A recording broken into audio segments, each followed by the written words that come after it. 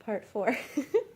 So I found this blog about people that were trying to search for surrogates by a woman that had been in the exact same predicament that we had, that she needed to use a surrogate to have another child, but she couldn't afford an agency. So she had actually started a Facebook page called I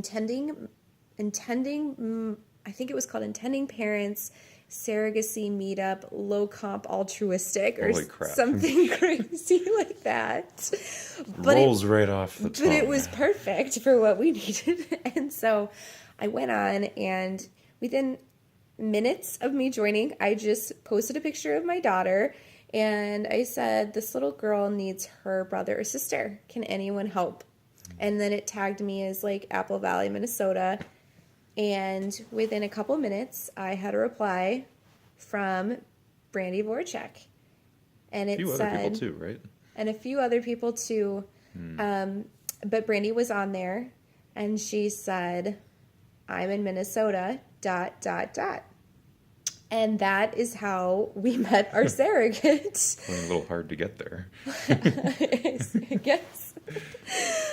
So I reached out to Brandy, and I just told her who we are and what we're about. And in the surro world, it's basically like dating. Like, you meet each other, on Skype and then on the phone, and you just talk about all facets of your life. And I found out that Brandy was a mom of 4, that she was a preschool teacher, that her husband worked at a major hospital, and they just sounded like just the best family you could ever imagine to carry your baby. So Brandy and I continued to talk for a few weeks, and then we decided to have the ultimate first date, as I guess if you could call it that, and we had them over for brunch. All 6 of them. All 6 of them. And I still remember when she was on the front porch, and she said, I opened the door and I go, oh my, there's so many of you, because she has 4 kids, and it's just, I wasn't used to. They were all so interested in us. Yeah. I don't know, as cool as we were, excited as we were to meet them, like, they were like, who are these people that are, like, I don't know how to put it. Like, all her kids were like giving us the. They were super interested in the process, and 2 of them were teenagers, and I expected them, to not even like acknowledge us because they're teenagers, and yet they were the nicest, most polite kids, and they were just so excited to be a part of this process. In our situation, truly, it was 2 families have come together, including these 5 kids, our 1 child and her 4. It's just the epitome of it takes a village. And so anyway, we had our first brunch, and within minutes, we're all just like chopping apples in my kitchen, and it seemed like we had known them forever. And Tegan was off playing with her youngest 2 kids, and they were best friends instantly. And then her oldest daughter was like in love with your interior design sense. Yeah, her oldest daughter and I loved Joanna Gaines and bonded over that. And their oldest son and I started bonding over our, I used to be in long distance running, and he's currently in long distance running. So, what shoes do you wear? Oh, wow, what's your mile time, And by the end, the girls and the younger kids were all at the park together, and the guys were gaming, and it was truly just like our families had known each other forever. And so it was the first realization of like, oh my God, we actually maybe could have another baby, because there's this woman who's willing to do this for us. I guess I lovingly refer to Brandy as our unicorn. She's my 1 in a million, our miracle. She's a saint for doing this. It's like, to put it in context, it's almost unheard of to have a surrogate in your home state, let alone like within driving distance. Yeah, we're 40 minutes apart from Brandy, and we met each other on a national Facebook page. Yeah. It's pretty unreal, actually. Yeah, and also to even have a relationship with them. Like, usually surrogates, you go through an agency and you're not really allowed to talk to them or have any kind of contact. And Brandy and I are like sisters. Basically. We talk all the time. And it's great. And we both talked about that's the relationship we wanted, and we want to be in each other's lives after this experience too. Aunt Brandy.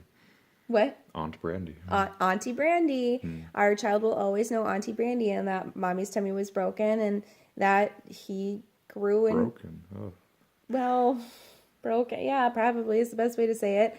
And that he grew in Brandy's tummy. And it's just, there's no aha moment. That's just how it's going to be. So anyway, we started the process of surrogacy. There's a lot to it, but I guess to be a little bit more high level, the first step is you need to find an IVF clinic. This baby is 100% biologically ours. So I did IVF and we harvested my eggs, and then I gave a sample. And Travis gave a sample. So this baby is genetically not related to Brandy. And then you need to find attorneys. And that was super nice because Travis's mom is a family law attorney, and she could refer us to one of the very few surrogacy attorneys in the state. So Brandy and Brian have an attorney. We have an attorney. And we have a 38-page surrogacy contract. It's pretty gray legally. Yeah. A lot of states, some states completely outlaw it, but most states just don't have any kind of law regulating it at all. So, like, each contract is unique. I don't know. I find that interesting. And we're lucky to be in Minnesota. Maybe I'm a nerd. No, we're lucky to be in Minnesota because actually if we had stayed in Seattle, it's actually illegal. So that worked out well. Yeah. And so we got attorneys, did our contract, went through IVF. At a clinic, we get through the first round of IVF, and they tell us that we have one embryo. However, she has it was a girl. We did know that. We did testing on it. However, she has a lot of flags basically saying that her DNA possibly could have issues. And they basically said she's low quality and you really need to do IVF again. Yeah. And keep in mind, she's allergic to the pregnancy hormone, and IVF essentially makes her body semi-pregnant again. So I got really sick during IVF. Very similar. Yeah. Very similar to HG. It was hell. And I can tell you the only reason I was willing to do it was because I needed to get my kid here. It was my job as their parent to get them here. Someone was missing in our family, and that's what we had to do. I knew I couldn't be sick for 9 months, but maybe I could be sick for the 20 days of injections, and that's what I told myself.